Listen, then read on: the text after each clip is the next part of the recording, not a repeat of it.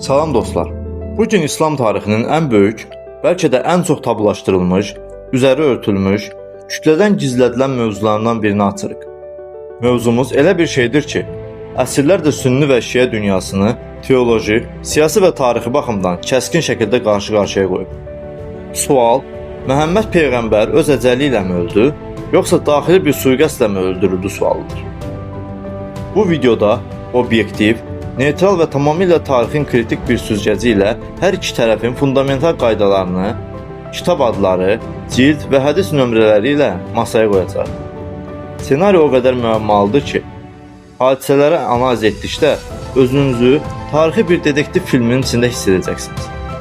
Çayınızı, qəhvənizi götürün, arxaya söykənin və videonu izləyin. Hazırsınızsa başlayaq. İslam tarixinin rəsmi, kütləyə danışılan versiyasına görə Peyğəmbər 632-ci ildə vida həccindən Mədinəyə qayıtdıqdan sonra kəskin baş ağrısı və yüksək qızdırma ilə müşahidə olunan bir xəstəliyə tutulur. Təxminən 2 həftə davam edən bu ağır xəstəliyin sonunda həyat yoldaşı Ayşənin otağında vəfat edir. Sünni dünyasının bu rəyinə görə bu, Peyğəmbərin bir insan olaraq missiyasını tamamlayıb təbii əcəli ilə köçməsidir. Lakin elə sünni kitablarında hadisənin rəngini tamamilə dəyişən bəzi detallar var. Sui-qəsd və zəhərlənmə iddiaları tamamilə şiələrin uydurması deyil. Çünki Peyğəmbərin zəhərlənmə hadisəsi birbaşa Səhih Buxari və Müslimdə keçir. 638-ci ildə, yəni ölümündən 3 il əvvəl, Xeybər döyüşünün ardından Zeynəb bint Əl-Haris adlı Yahudi bir qadın Peyğəmbərə zəhərli qoyun əti ikram edir. Peyğəmbər ətdən bir tikə alır. Zəhəri hiss edib tüpürür. Lakin yanındakı səhabə Bişr ibn Əl-Bəra əti udur. Elə oradaca vəfat edir. Səhih Buxaridə Peyğəmbərin ölüm yatağında Ayşəyə belə dediyi nəql olunur. Ey Ayşə, Xeybərdə datdığım o zəhərli ətin ağrısını hər il hiss edirdim. Budur, indi o zəhərin təsirindən şah damarımın qopduğunu hiss edirəm. Buxari, Məğazi 83. Bax elə bu səbəbdən Peyğəmbərin ən yaxın səhabələrindən olan Abdullah ibn Məsud, sünni alimi Hakim Əl-Nişapurinin Müstədrək əsərində and içərək belə deyirdi. Əgər 9 dəfə and içsəm ki, Rəsulullah öldürülmüşdür, bu mənim üçün onun təbii ölümlə ölməyinə dair bir dəfə and içməyimdən daha sevimlidir. Çünki Allah onu həm Peyğəmbər, həm də şəhid etmişdir. Sünni alimləri bu şəhidliyi məhz 3 il əvvəlki Xeybər zəhərinin xroniki fəsadlarına bağlayırlar. Amma şiə dünyası burada durur və deyir: Xeyr, 3 il əvvəl tüpürülmüş zəhər insanı birdən-birə bu hala salmaz. İşin içində son günlərdə baş vermiş başqa bir daxili sui-qəsd var. Şiə alimləri öz iddialarını əsaslandırmaq üçün istifadə etdiyi ən böyük silah, qəribədə olsa, elə eyni sünni mənbələrində yer alan lədud adlanan hadisədir. Lədud nədir? Lədud xəstənin iradəsi xaricində ağzına məcburi şəkildə tökülən maye və ya dərmandır. Səhih Buxari və Səhih Müslimdə Ayşə bu anı belə nəql edir. Peyğəmbər xəstə olanda biz onun ağzına lədud, məcburi dərman tökdük. O isə bizə əli ilə mənə lədud etməyin deyə işarə etdi. Biz isə daxilimizdə xəstə adam dərmandan xoşlanmaz deyib dərmanı verdik. Peyğəmbər özünə gəldikdə çox qəzəbləndi və dedi: Mən sizə mənə lədud etməyin demədimmi? İndi bu evdə olan hər kəs, Əmmi Abbasdan başqa, mənim ağzıma tökülən bu dərmandan içəcək. Digər böyük sünni tarixçisi İbn Sədin Təqattül Kübra əsərində isə diyaloqun daha dramatik bir davamı var. Peyğəmbər ayılıb ağzındakı dadı hiss edəndə soruşur: Bunu mənə kim etdi? Qadınlar dedilər: Həbəşistandan gələn bir dərmandır. Sənin prevlit ağciyər iltihabı olduğunu düşündük. Peyğəmbər isə kəskin bir şəkildə cavab verdi: Allah məni o xəstəliyə düçar etməz. Bu etdiyiniz şey şeytandandır.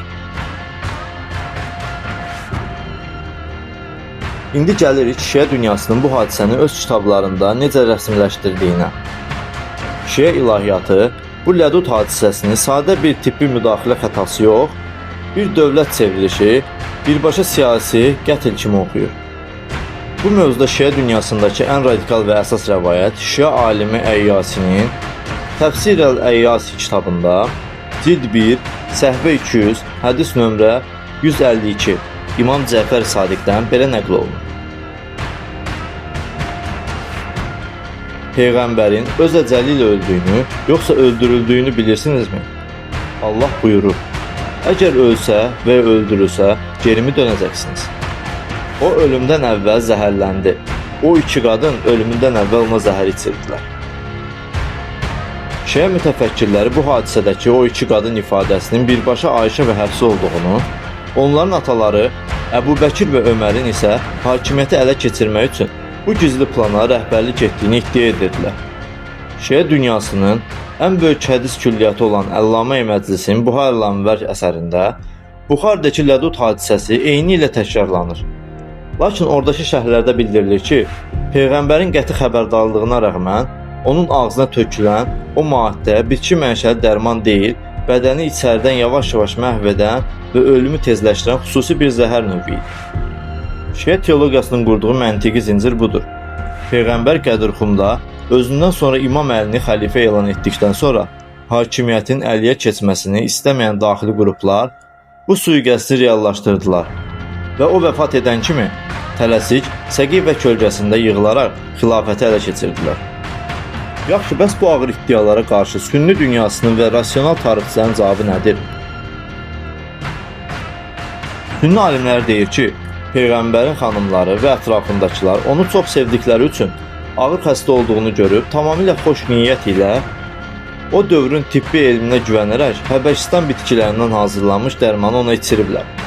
Peyğəmbər ayrılandan sonra hər kəs bu dərmanı içsin əmri bir sui-qəsdin ifşası deyil. Onu etməyin dediyi əmrə tabi olmadıqları üçün ailəsinə verdiyi ədalətli bir cəza, yəni qisas metodu idi. Məsələyə 7-ci əsr tibbi baxımdan yanaşsaq, qızdırma və ağrı, baş ağrısı ilə keçən xəstəliklər çox vaxt pnevmoniya, meningit və malariya olurdu. 3 il əvvəl qəbul edilmiş bir zəhərin orqanizmdə bu qədər gec reaksiya verməsi tibbən mübahisəli olsa da, bədənin ümumi immunitetini aşağı salması mümkündür. Bəli dostlar, mənzərə bundan ibarət. Tarixin bu səhifəsi hər iki tərəfin özünə məxsus arqumentləri ilə doludur. Sünni dünyası üçün bu hadisə fədakar yaxınlarının tibbi bir xətası və Peyğəmbərin xəstəlikdən vəfatıdırsa, Şiə dünyası üçün isə İslamın axarını dəyişdirən, xilafəti ələ keçirmək üçün edilmiş ən böyük siyasi qətl hadisəsidir.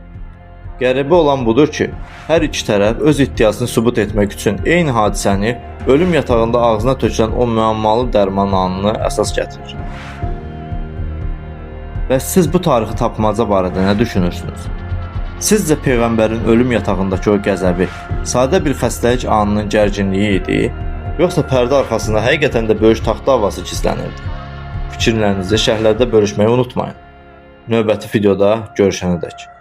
Özünüzə yaxşı baxın. Axtarışda qalın, elmlə qalın.